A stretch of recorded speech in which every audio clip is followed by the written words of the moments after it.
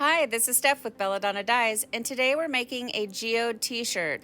And this is my first time actually making a geode t-shirt. What I have found with geodes, it's better to be completely random. So I just picked the t-shirt up and I flopped it down on the table. I scooped up a bunch of single layer fabric in my hand and cinched it. And then I'm just going to secure it with my sinew. And so it was asked by Amanda, do I always tie my geodes from the bottom to the tip? And my answer was I had never really paid attention and given it any consideration. And so Amanda, it kind of looks like yes, I start down at the base and work my way out to the tip. I think it just depends on what I'm doing. There is no rhyme or reason half of the time to anything that I'm doing.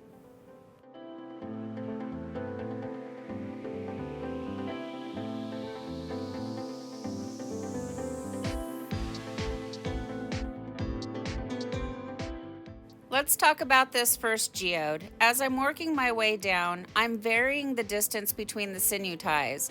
So I might go a half an inch and then maybe a quarter inch 3 times in a row, and the more random the better. You really want them to have a natural feel. When you look at a geode rock, you know, all of those lines, they vary.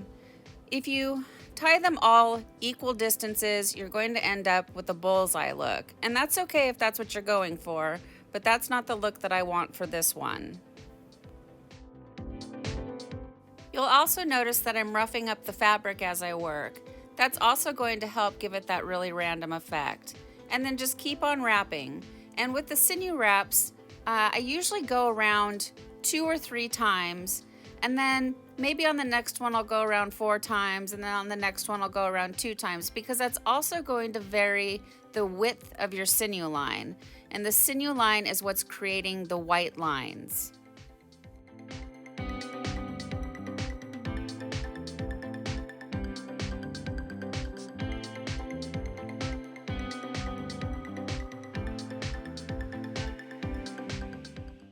Now pay attention to what I'm doing here down at the tip. Notice how I'm tucking the fabric in, and it's almost creating a fold in the center, so now I have 2 tips of the fabric. That's what's going to create multiple little geode circles in the center of your geode.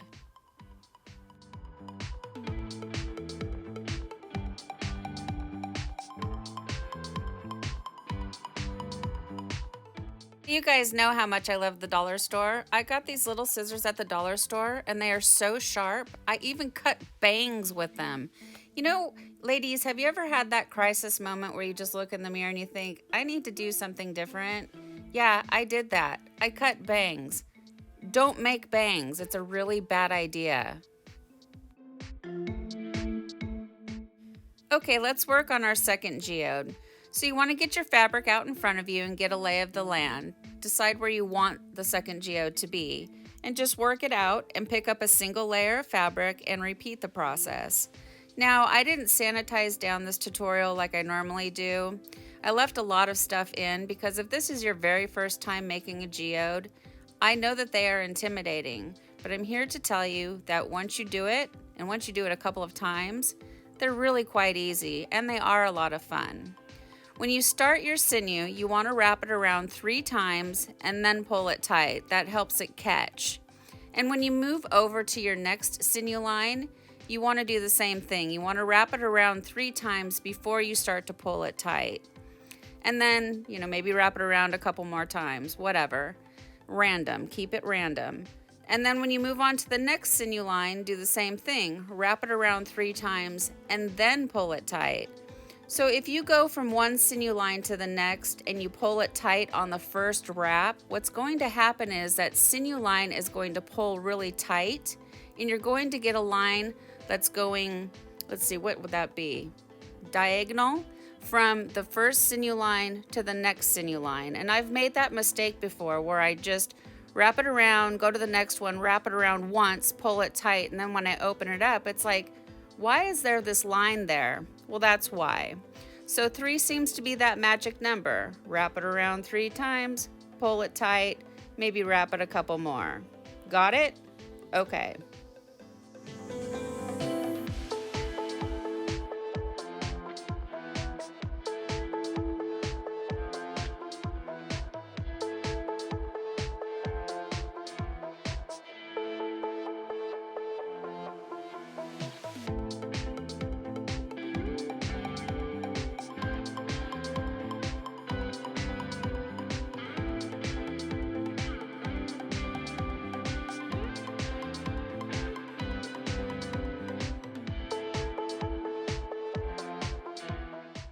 All right, 2 down. So now you just want to decide where you want your third one to be. And like we did with the first 2 before it, we just want to get the fabric out in front of us, figure out where we want to scoop up some more, and just go for it.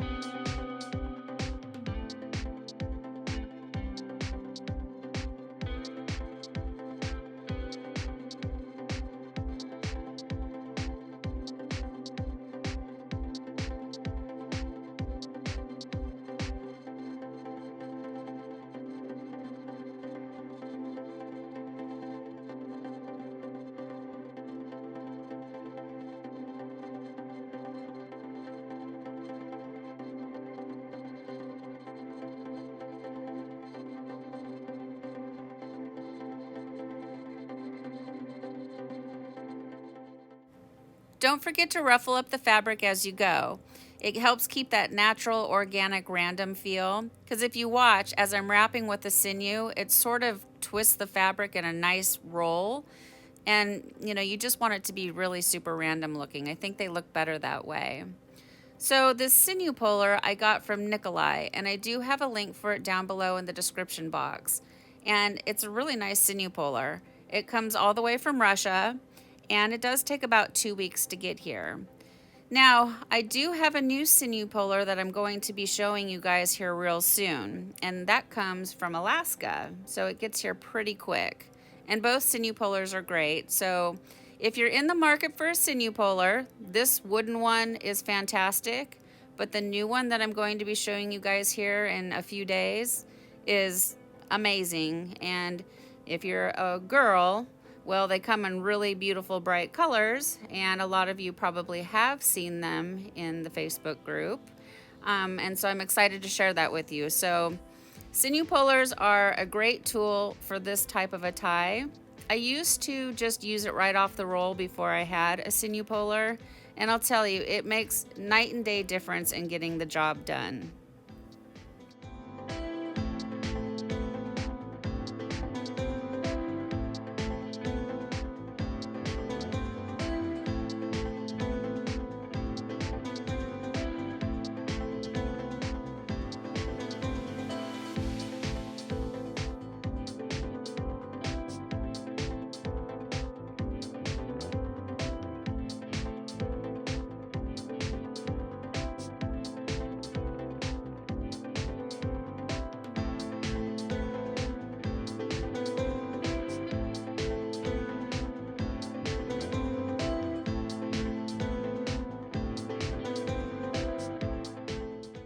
Three geodes down, and where do we go from here? Well, what I usually do is I just let the project talk to me, and it dictates where we're going to go from here.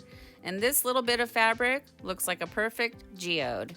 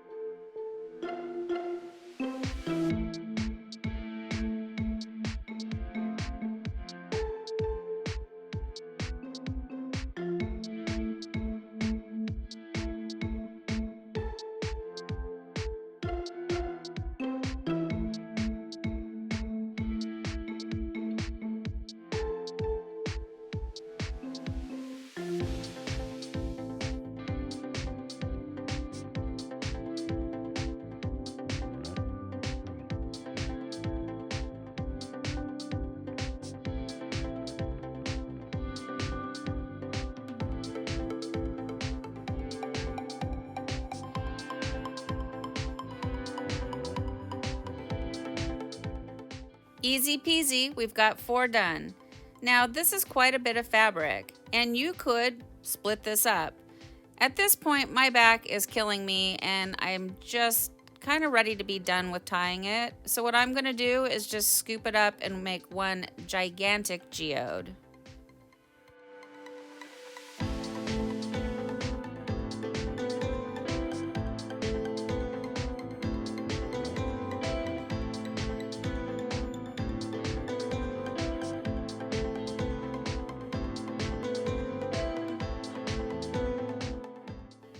One thing I should mention, when you're starting your sinew, you want it to overlap each other. What I'm showing you right here is that there's a big gap in between the sinew line on the back. So you want to back it off and overlap it. Now, with a geode, the more random the better, but let's say you are making a heart, you definitely want your sinew lines to line up perfectly. That's what's going to create that nice white line.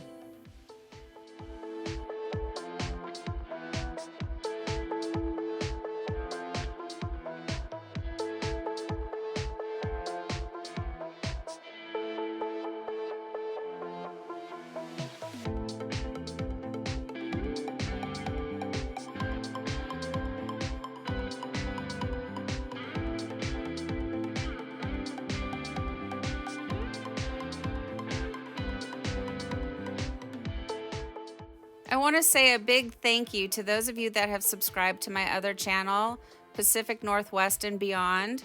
What'd you guys think of those hummingbirds? I told you that I have hundreds. At dusk, they go on a feeding frenzy, and also first thing in the morning, but I don't really ever capture them first thing in the morning because they wake up at about 4 o'clock, and that's just way too early for me to get up. But once they come out of torpor, they're starving. They have got to get to nectar right away, or they could, die from starvation. So if you guys are feeding hummingbirds, make sure that you always have fresh nectar for them, especially here in the Pacific Northwest where they don't migrate. If your feeders are frozen over in the cold and they can't get to food, they can die that quickly. So hummingbird mothers and fathers out there, it's a full-time job. So again, thank you so much for subscribing. I really appreciate it. And you guys would have been laughing if you would have seen me last night. We've been having serious windstorms and torrential downpouring rain. So I was out in my rain boots and a slicker trying to capture sounds for the ASMR for people that can't sleep like me, getting downspout sounds and just trickling water sounds. Yeah, I looked totally ridiculous. The neighbors were looking over at me like, what are you doing? I had my phone in a plastic Ziploc baggie, walking around the house, setting it where the rain was coming down. Yeah, so I woke up this morning with a little bit of a sore throat.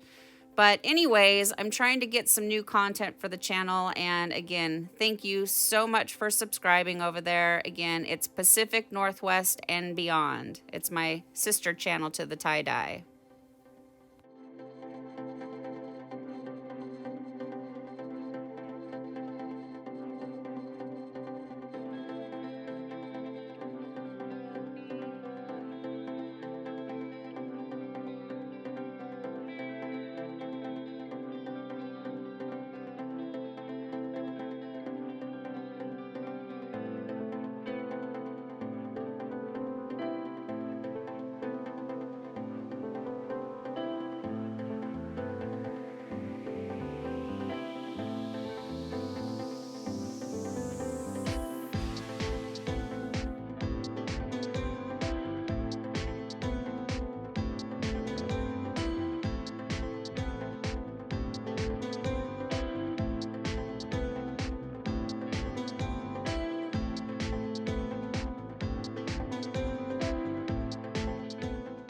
All right, we're almost done.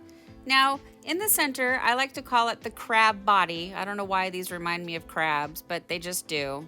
Or I guess it could be a starfish. Anyways, these loose bits of fabric, I just take the sinew and I tie them down. And I learned this from watching Angie, and I've said that before. But just make some random ties to just secure it all down. It just makes it have that really organic feel. Like I've been saying for this whole entire tutorial, we want it to look natural, random, and organic.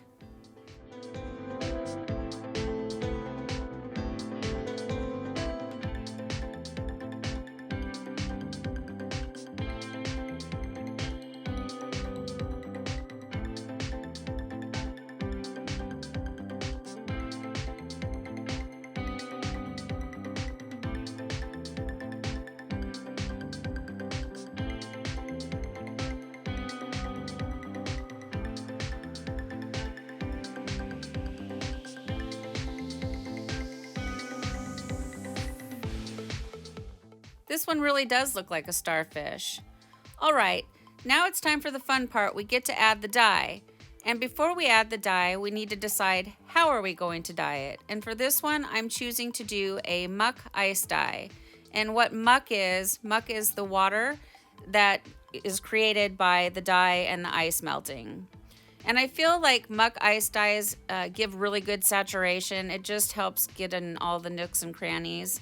But you can also rack dye these if you'd like. The important thing with muck dyeing is you want to find a container that is similar in size. Now, if the container is too big, your muck water is going to spread out into the container and you want it to be surrounding your project. Too tight of a container, the fabric will be pressed up against the sides of the container and they won't saturate very well.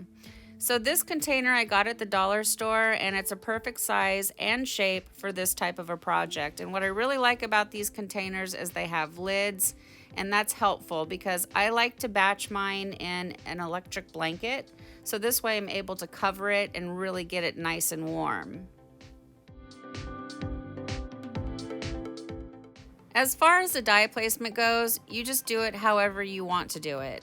It's kind of like a random methodical process. I'm only using 3 colors for this one, and you can use any colors you want, as many colors as you want, but I wanted this one to be blue.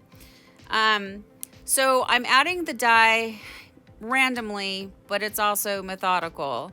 The way that the nodes of the geodes are like lined up, it's going in 3s. So I'm just doing like 1 stripe of color across 3, and then another one across 3, and then on the loose bits and pieces, you know, I just sort of put it on there. Again, geodes, the more random, the better.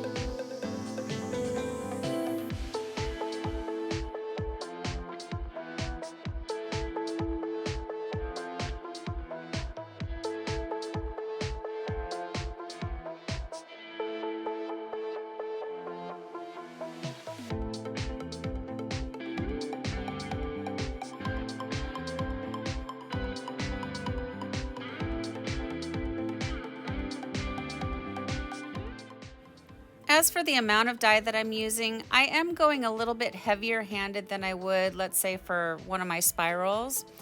If you remember, some of the areas of fabric were rather thick, so I want to make sure that I have good saturation.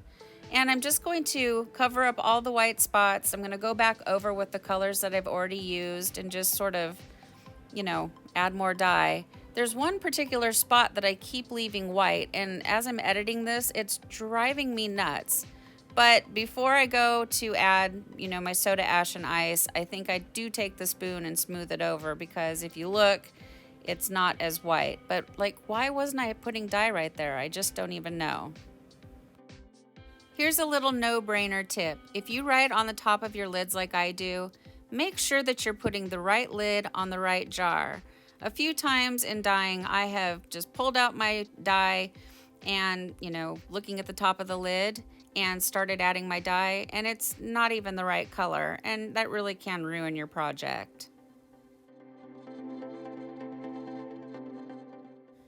Now give your project a quick little sprinkle of soda ash for good measure. This is probably not necessary since it already soaked in the soda ash bucket, but because I'm packing on so much ice and it's going to be sitting in all that melted muck water, I just do it just in case. I should do a side-by-side comparison here one of these days to see if it's really necessary.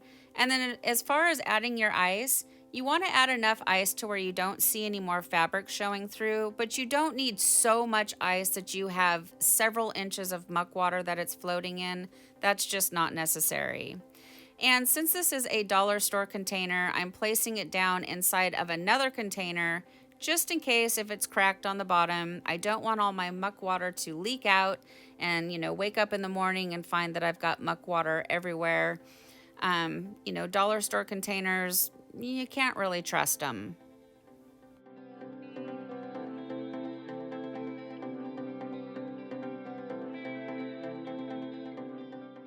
Now it's time for the rinse out.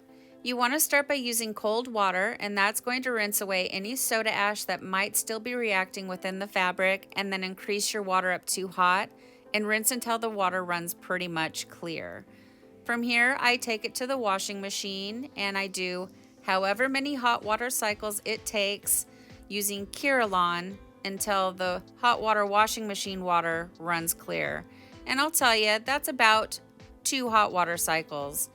So on the second hot water cycle, I take a little clear plastic cup after it's been agitating for a few minutes, and I scoop it up and I look at it. And if it's pretty much clear, that signals me that I'm ready for my final hot water cycle using Millsoft. And what Millsoft is, it's a professional textile detergent, and I get Kirillon and Millsoft from Dharma Trading Company, and I do have links for both of those down below in the description box, along with everything else that I use for tie-dye, so go ahead and check that out. So I put it in the dryer after the washing machine, and after the dryer, I iron it, and then we come back and we see the results. And all ironing does is it just makes the fabric look better. It really does help the dye colors pop. It does not set the dye or anything like that. I get asked a lot, why do you iron it? And the truth is, it just makes the shirt look better. The only thing I don't iron is sweatshirts. They don't really seem to need it, but if they did, I would iron that too.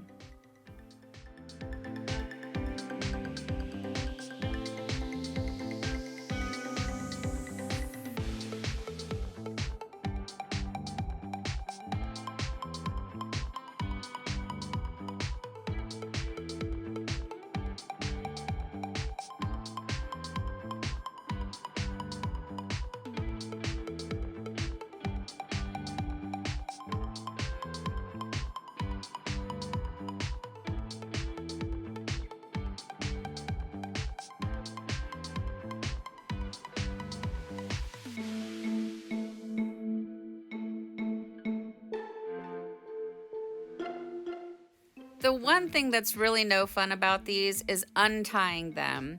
The anticipation at this point is killing me. Did I get enough saturation? Do the colors look good together? Am I going to have too much white or not enough white? Yeah, untying them just really annoying. Especially because the water is hot, so it's burning your fingers, and the sinew is cutting off the circulation in your fingertips. Ugh. But as you see, you get through it and you look at it and find out that it's pretty fabulous.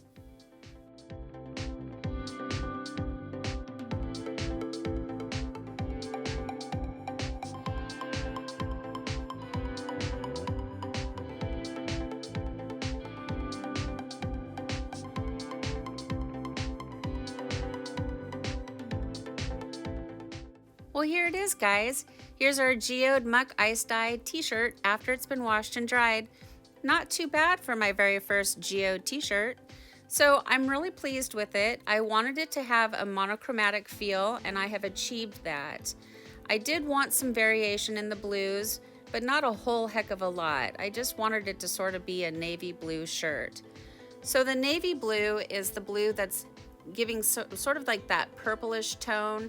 And navy blue really is a beautiful color with ice dyeing. The indigo blue is more of just the true navy blue look. And then the Wedgwood blue, it kind of gets lost in there, but it's more of the lighter gray tones, and it can sort of be mistaken for white, but that's the Wedgwood. You know, it's a really pretty shirt, and again, you know, you guys, these are really easy to do, so try one if you haven't already. And then I decided to drag Bella outside and put it on her because shirts always look different on the body versus just laying flat. And this shirt it's big. But that's the one thing I like about the George shirts. I like their long length. They are so much better than Gildan shirts. I know they have a bad reputation for not being a professional shirt, but they feel good, they dye well, and they have a nice size to them. They're not small like the Gildan. So I highly recommend trying out a George brand shirt if you haven't already. So what do you guys think of this shirt? Please leave me some comments down below. Thank you so much for watching. Please subscribe to my channel, leave a thumbs up, and then click the bell and set it to all.